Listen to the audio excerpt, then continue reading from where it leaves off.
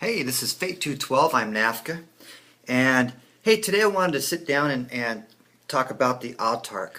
The Autarch is a fantastic option in the Eldar Codex. And he's something I think is being overlooked a lot because the Farseer is such an easy, obvious choice at 100 points. Level 3 Psyker, you got Guide plus Prescience. All of a sudden, hey, you're a force multiplier, okay? I think a lot of people are passing up on the Autarch and his abilities. He's well. First of all, the Farseer. I love the Farseer. Don't get me wrong. I've used him a lot. I do, however, think that sometimes you actually get to the point where, what do I cast Prescience and Guide on? I've had several games now where, hey, all my Wave Serpents are out. They're running around. I've got stuff charging in.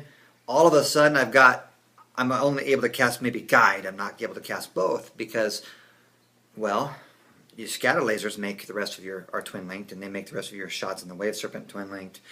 Same thing with the War Walkers, where all of a sudden I was running out of things to actually cast it on, or it didn't matter because something was out of range or whatnot for what I could cast Guide or Prescience on. So there are times I think where we might be overdoing it a little bit on the Farseer. And I think that the Autarch is very valuable. He is so flexible on what you can do with him. I mean, you have every type of aspect warrior-esque gear on his sheet, okay, on his in his stat box on your for your under HQ. Not to mention you get to choose from, and it's a glory war gear, or if you go a Yandon, I think it's a glory of Assyrian or whatever it's called. So you get those options, okay? The Autarch is cool because he starts off at a base 70 points, okay? He's got 3 base attacks in close combat. Weapon skill 6, ballistic skill 6, very strong, okay? Especially with the weapons he can choose. You can take a jet bike. You can be very efficient, point efficient with the Autarch and get such a wide variety of things. Plus you can have some control over your reserves. Okay, with a leadership of 10, giving him a jet bike, all of a sudden he can get across the board fast. Okay, if this is a close combat guy, give him a close combat weapon. You already come with a pistol. Starting with 3 attacks, you get 4, 5 on the charge. Nothing to sneeze about. Okay, at initiative 6. Another cool thing about them is Banshee Mask. It's 5 points. Okay, the jet bike is 15. So you're talking 90 base points before you add another weapon. That's cheap, okay? What does the Banshee Mask do for you? Well, anytime that you charge, you're not going to have to worry about initiative because anything that you're charging, it's going to lower their initiative by 5, which might not matter for the Autarch, but what about the group that he's coming with, okay? The group he's coming with is important because you need that to get that extra punch in there for your hand-to-hand.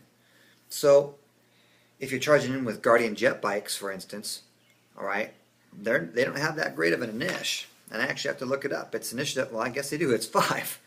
But when you're charging other type of units, you want to make sure that you're going first. You really got to, okay? Or at least fighting at the same time so that you're not losing guys needlessly without being able to strike back or strike first, hopefully in most cases. So Autarch, fantastic. Banshee Mask, I think that's almost a must on him.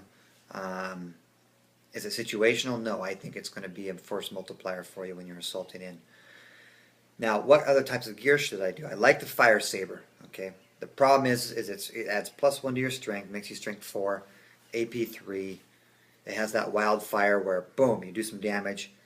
Any unit within 6 inches can also have soul blades go up in flame, which is great if you're fighting low toughness, low armored an opponent.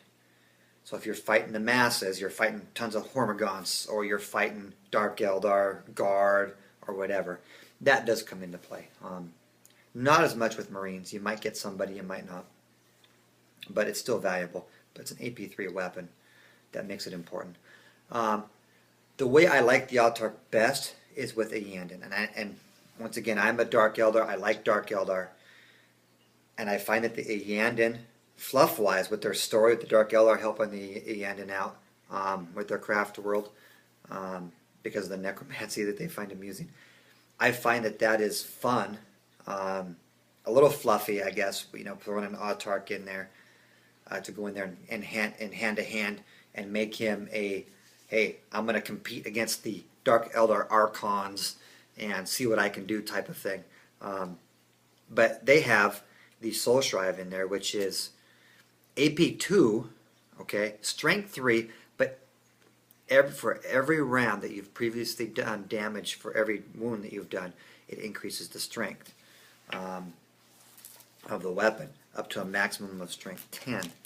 All right, so a melee weapon that is AP 2, mastercrafted, and adds 1 for every unsaved wound caused earlier in the game to the strength value of the weapon. That is cool, okay? Archons with the soul traps, there's some competition for you because you've got an Autarch in there who could be running around very easily. Doesn't have to kill an independent character or a monstrous creature. He's in there killing things and getting himself up to strength 10, possibly quite fast, okay? Instead of just for, doubling, possibly, maybe, if you're lucky, if there's an independent character in that assault, or a monstrous creature.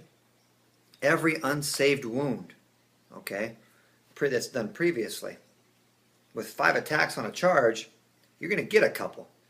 All of a sudden you're up to strength 5 or strength 6 in your assault phase, maybe strength 5 through 7 during their assault phase. And by the time one good-sized battle is going to be done, you could be easily up to strength, up to strength 10, depending on what you're fighting. So, I really like Iyanden, the Iyanden Autarch especially. There's also the Warlord traits that are possible for him, which is the Undying Flame. Okay, granted, it's only going to be 1 out of 6 games. Okay, but this Warlord rerolls all failed saving throws.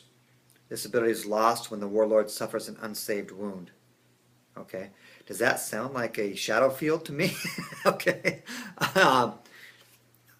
you're not going to get it very often. Okay, it's going to be pretty rare, unless you're playing something odd that just allows you to have it.